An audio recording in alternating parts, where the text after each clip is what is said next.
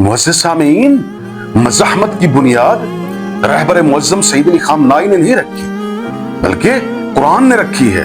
परवरदिगार आलम सूरह आल इमरान में इरशाद फरमाता है, बिस्मिल्लाहिर्रहमानिर्रहीम, वला ताहिनु वला तहसनु व अंतुमुल आलौना इन कुंतुम मोमिनीन।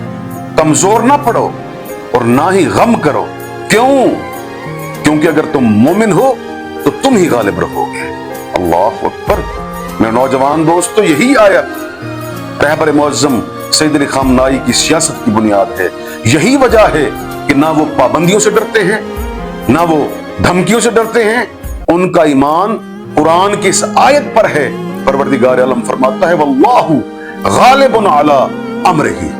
मेरे नौजवान दोस्तों, आज अगर रहबर मुअज़्ज़म सईद अली खामनाई अमेरिका की आंखों में आंखें डालकर बात करते हैं तो ये कोई नई बात नहीं है, बल्कि उसी मकतब का तसलसल है जो जाके करबला से मिलता है। कि आप मेरे इमाम हुसैन अलैहिस्सलाम का वो जुमला भूल गए? इमाम हुसैन अलैहिस्सलाम फरमाते हैं, इन्नी ला अरल मौत इल्ला सआदा वल हयात मा ज़ालिमीन इल्ला बरमा।